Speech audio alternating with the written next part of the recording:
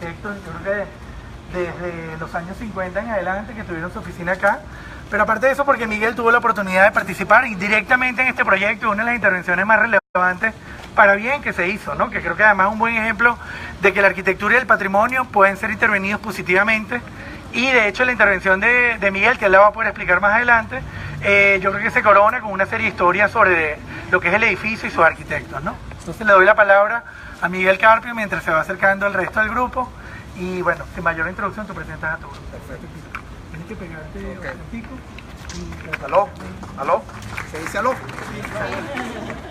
Dale, prueba técnica. Prueba. Ok, así sí funciona, ¿no? Sí. Bueno, ojalá estuviéramos en una marcha, señores. Esta es una ciudad. Esta es una marcha de la ciudad, para la ciudad y por la ciudad.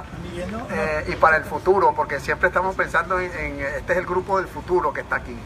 Ahora bien, estamos hablando del edificio, que es una realidad, que es una de las cosas que estamos en nuestro equipo presente: Reinaldo Troconis, arquitectos de la Simón Bolívar, María Fernanda Abreu, de la Simón Bolívar, y la señora Laura Araujo, de toda la vida.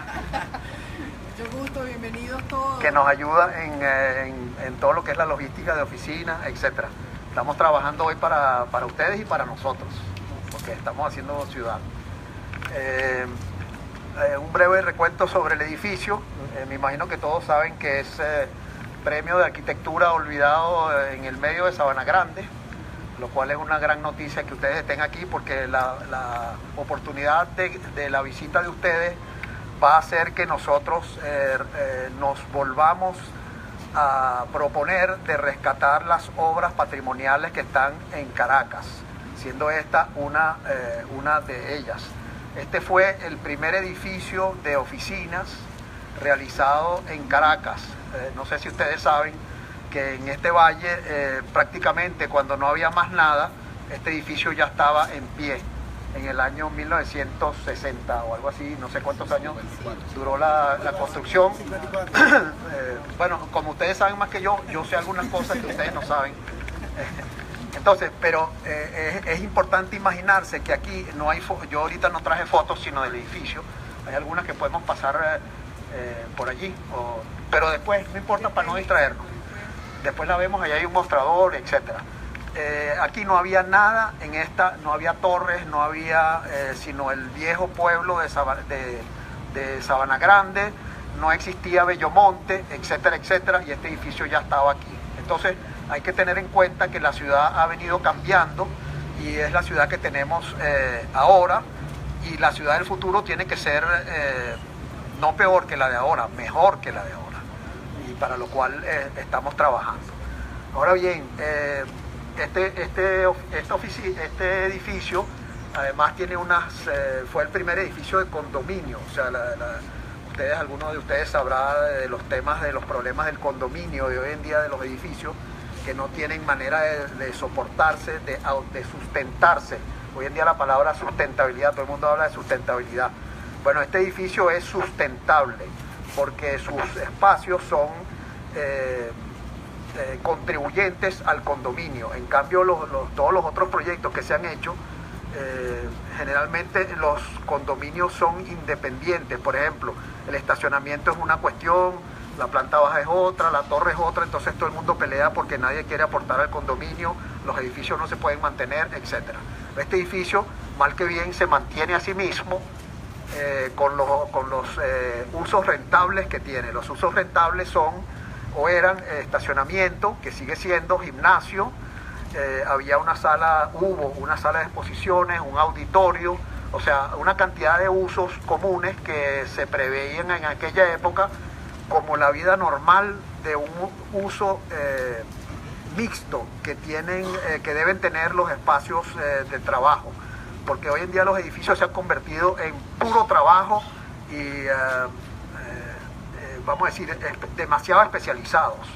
Los edificios tienen que regresar posiblemente a la visión de edificios de usos diversos, múltiples, de manera que no estén apagados la mitad del día y prendidos la mitad de la noche y cosas así. Entonces, lo más importante, como la ciudad igual, que se está haciendo cada vez más diversa, más más compleja, de manera que no pase que Sabana Grande no se puede venir de noche porque es peligroso, sino todo lo contrario. Sabana Grande va a ser un sitio como lo fue. No sé si ustedes recuerdan, aquí la mayoría somos jóvenes, ¿verdad? Pero algunos de ustedes recordarán el paseo de Sabana Grande cuando uno se sentaba a tomar café. Los pocos intelectuales que habían en Venezuela se sentaban ahí a discutir sobre los problemas no de política, sino de cómo iba a ser el futuro de Venezuela, etc., ¿no? Entonces, Sabana Grande puede ser más que un bulevar, puede ser un sitio de la ciudad donde realmente nosotros podamos percibir la ciudad como algo humano, algo invitante para los ciudadanos, y no como lo que va quedando. Estamos ahorita en una ciudad de lo que va quedando para nosotros. Está siendo apropiada por una cantidad de aspectos, como lo verán cuando crucen las calles, cuando crucen las autopistas, etcétera, que a nosotros nos va quedando lo que les sobra a los demás. Y resulta que nosotros somos los dueños de la ciudad. ¿Dónde están? Nosotros somos los dueños de la ciudad. Incluyendo, allá está mi asistente principal. Entonces, veamos la ciudad como algo que tiene que ver con nosotros. La ciudad no es el despojo, como decían por ahí en una charla que yo no fui, en la utopía. La ciudad no está hecha para los vehículos fueron inventados para la gente. Lo que pasa es que los que inventaron los vehículos tenían una visión moderna diferente a la que hay hoy en día. Los vehículos nunca fueron hechos para apropiarse de la ciudad, fueron hechos para darle confort a la gente. Pero estamos hablando de un edificio, no de tantas cosas, ¿no? ¿Quieres que pasemos al vestíbulo para que vean también el Ok, ahí lo vamos. Pero cuerpo bajo. Okay. Este edificio además tuvo la época como la Universidad Central de Venezuela, donde se hicieron grandes esfuerzos por la integración de las artes. Ustedes verán en este edificio, por ejemplo aquí en esta pared de madera, que es de Bogen, recuérdame el nombre de Carlos González Bogen, que fue un artista venezolano muy importante en los años 50, etcétera, donde había la gran preocupación de que la ciudad o las obras de arquitectura fungieran como el sitio donde se integran las artes, o sea, que las artes no están en los museos, sino en las calles, o en los edificios, o en las plazas, etcétera, ¿no? Fueron los tiempos de Calder, de Carlos Raúl Villanueva, de Mateo Manaure, de todos esos grandes artistas venezolanos, inclusive el rezago de Cruz Diez, que vino después, cuando él también decidió integrarse a las obras urbanas. Hay que hacer una memoria de todos esos tiempos, porque esos tiempos no son tiempos pasados, son tiempos presentes. La memoria es algo que existe con nosotros, no es algo que pasó, es algo que existe. Y si nosotros no lo hacemos existir, entonces perdemos la memoria. Y no queremos perder la memoria. Porque si no hay memoria, no hay cultura, no hay desarrollo, no hay progreso. Porque ¿cómo se puede progresar sin saber de dónde venimos? ¿Verdad? Este cuerpo bajo, además, es una concepción también moderna de, vamos a decir, desde el punto de vista arquitectónico, el balance de distintos elementos, vertical, horizontal, etcétera. Desde el punto de vista volumétrico, vamos a decir, para los arquitectos tendría que ver en ese aspecto. También el tema de la orientación del edificio es muy importante, porque vamos a decir, la torre está orientada con las visuales hacia el Ávila, hacia el sur. Las protecciones solares están hechas de una manera tal que el sol de invierno y verano están programados de tal manera, esos aleros están programados para que el mínimo sol posible perturbe el trabajo. Este edificio, tienen que pensar que cuando se empezó a trabajar en este edificio no existía el aire acondicionado. O sea, tienen que ver las cosas en su momento, en el tiempo. En las ventanas, yo llegué a trabajar aquí con ventanas abiertas, porque no había ruido, no había polvo, las autopistas pasaban 3 o 4 carros, etc. Yo no soy tan viejo, pero llegué a trabajar aquí así. Mi padre trabajó aquí también con ventanas abiertas. Julián Ferris trabajó aquí con ventanas abiertas, fue uno de los jurados que le dio el Premio Nacional de Arquitectura a este edificio cuando ya él era un arquitecto reconocido. Bueno, él trabajó y fue uno de los fundadores de este edificio. Mi padre también, por supuesto también, mi padre no fue arquitecto, pero mi tío Oscar Carpio sí, fue decano de la Central en su época. Estuvo Félix Cepero, que también representó el tiempo. Félix Cepero estuvo aquí hasta hace poco, que estuvo aquí representando la oficina del japonés Kenzo Tange. No sé si alguno de ustedes conoce, pero hubo movimientos importantísimos en la época del metabolismo, donde se pensaron ciudades vamos a decir, orgánicas de crecimiento, bueno, metabólico, que eran sueños, utopías urbanas, vamos a llamarlo así. Todo eso sucedió en este edificio, además de que hubieron ingenieros de renombre, como los constructores, la técnica constructora que construyó este edificio fue la misma constructora que construyó la Torre Polar y el Teatro del Este. El Teatro del Este hoy en día dejó de ser lo que fue, la Torre Polar también, de alguna manera, pero en otros momentos fueron los íconos de modernidad de Caracas, que nosotros consideramos que todavía son. O sea, Caracas es una ciudad moderna, solo que ha caído en una especie de latencia, en una especie de visión negativa de lo que es vamos a decir, el ambiente, las avenidas, etcétera. Todo está deteriorado, como este edificio que tiene partes deterioradas, ¿verdad? El tiempo acaba con todo. Así que hay oportunidad para rescatar la ciudad, porque tenemos que tener una visión positiva a futuro. Este edificio para nosotros debe ser un orgullo.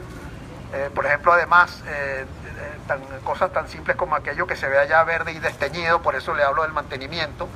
Eso fue en un momento un mural que a la vez sirvió de propaganda, que por ahí están las fotos que ahora vamos a ver. En el mostrador está en la vigilancia, ahora cuando entremos. No hay café ni nada, lamentamos que no podemos hacer eso. Ok. Ya vamos ahí pasando. Pero ahí había una especie de montaje sobre unos andamios, andamios Dalmi o cualquiera de esas marcas antiguas, donde la gente del edificio, los que tenían sus negocios aquí, etcétera, exponía como una propaganda y pagaba para tener por ejemplo, oficina de arquitectura fulano de tal. Tenía su letrero ahí con su logo y su cuestión, y era una maravilla porque uno entraba al edificio y en vez de tener una cartelera opaca que dice nombres que nadie quiere, hoy en día que nadie sabe cómo se llama fulano y sutano, ahí estaba plenamente exhibido con orgullo, ¿cómo que se llamaba el del manantial? El Rourke Office of Architecture. Nos está matando tranquilamente. Bueno, entonces cuerpo bajo, importantísimo, ahí hubieron bancos, el Banco de la Construcción. El Banco de la Construcción fue el banco que promovió toda la construcción en Venezuela. Arriba en el último piso estuvo la Cámara de la Construcción, que se mudó de aquí también, que fue la cámara que agrupó a todos los constructores importantes de Venezuela. Bueno, este edificio tiene memoria, y la presencia de nosotros aquí hace que también tenga vigencia actual. O sea, no es necesariamente un edificio que ha pasado al olvido, y la muestra es que ustedes están todos aquí. Y es vigente, como dice. Totalmente vigente. Y una cosa más, lo que decías tú, Franco, que como les dije, este edificio estuvo aquí antes del aire acondicionado. Exacto. Empezaron a aparecer todos los aparaticos de aire acondicionado porque no había previsiones para algo que no existe, ¿verdad? Si no existe el aire acondicionado, ¿qué previsiones vas a hacer tú para el aire? Ningunas. Entonces, todo el mundo empezó a recortar la fachada, que no se ve ahorita, pero detrás de esto hay otro paño que es de aluminio del mismo color, oro, o bronce, como lo quieramos llamar, que era liso completo. Entonces la gente empezó a recortar esos paneles y empezaron a poner todos los aparaticos de aire acondicionado, y eso goteaba, se veía feo, chillaba, etcétera. Entonces, yo propuse al condominio hace como 20 años atrás, bueno, mira, ¿y por qué no hacemos una fachada para regularizar el caos del edificio? Porque este es un edificio que es un patrimonio, debemos tener respeto para el edificio, etcétera. Entonces, se nos ocurrió presentarle al edificio la idea de poner estas romanillas que eran del mismo color de lo antiguo, ¿verdad?